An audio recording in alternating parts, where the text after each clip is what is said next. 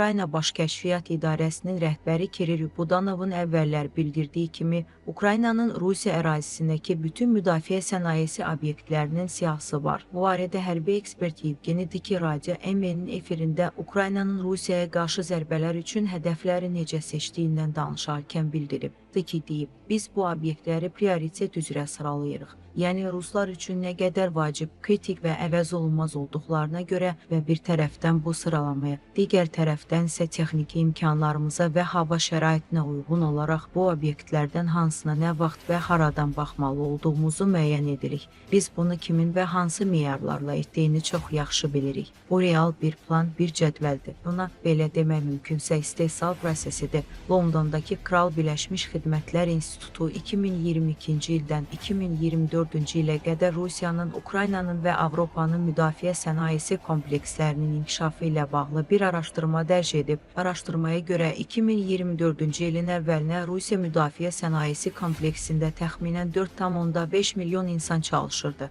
İnstitutun məlumatına görə sənayenin səfərbər edilməsi ilə bağlı qərar 6 iyul 2022-ci ildə qəbul edilib. Rusiya parlamenti bir neçə strateji qanuna əvvəlcədən hazırlanmış düzəlişlər qəbul edib. Bu, müharibə dövrü iqtisadiyyatının müəyyən elementlərinin tətbiqi üçün hüquqi baza yaradıb. 2024-cü ilin əvvəlinə Rusiyada müdafiə sənayesi müəssisələrinin ümumi yeyəsənə bütün mülkiyyət formalarından olan təxminən 1400 şirkət daxil idi. Onların əksəriyyəti dövlətə məxsus idi. Bu şirkətlərdən 977-dən çoxu Rusiya Sənaye və Ticarət Nazirliyinə, 166-sı Müdafiə Nazirliyinə, 80-i kosmik fəaliyyətləri üzrə dövlət korporasiyası Roskosmosa, 43-ü isə Dövlət Atom Enerjisi Korporasiyası Roatoma tabe idi. Bu dəyişikliklər bir neçə kritik əhəmiyyətli şirkətin portfelinə təsir edib.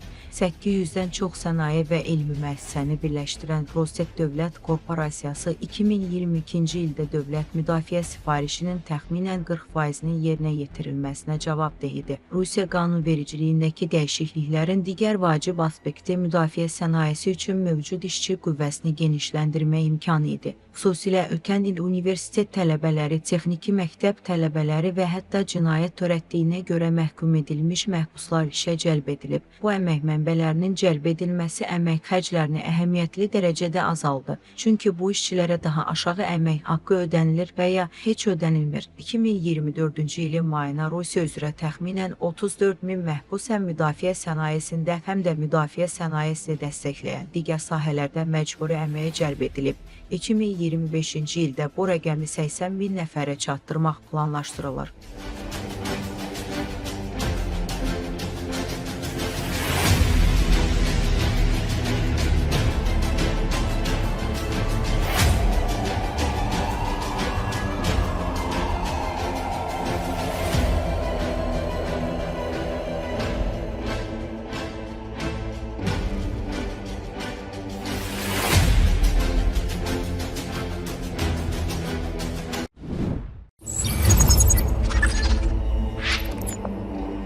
Hərbi ekspert və Prava vətəndaş təşəbbüsünün həmsədri Dmitro Sneyirov qeyd edib ki, Rusiya qüvvələri Pakrovsk və Taretsk istiqamətlərindən təzyiq göstərməklə Kostyantnivkaya doğru irəliləməyə çalışırlar. Dmitro Sneyirov Espresso TV-yə şərhində bildirib. Ukrayna müdafiə qüvvələri Pakrovsk sektorunda bir sıra uğurlu əks hücumlar həyata keçirir. Ukraynalı müdafiəçilər taktiki təşəbbüsü effektiv şəkildə ələ alıblar və Rusiya işğalçılarının daha dərinə irəliləməsinin, xüsusən də Dnepropetrovsk vilayəti ilə inzibati sərhədlərə çatmasının və Pakrovsk aglomerasiyasının əməliyyat mühasirəsi təhlükəsinin yaradılmasının qarşısını alırlar. Ukrayna müdafiə qüvvələrinin Rusların Pakrovsk-Kostyantnivka magistralına doğru irəliləməsinin qarşısını almaq üçün əks hücumlar həyata keçirdiyi Pişani kəndi yaxınlığında döyüşlər yaxşı gedir. Bu logistik marşrut üzərində nəzarətin ələ keçirilməsi əks təqdirdə Rusiya işğalçılarına Kostyantnivkaya doğru cinah manevri həyata keçirməyə imkan verəcəkdir.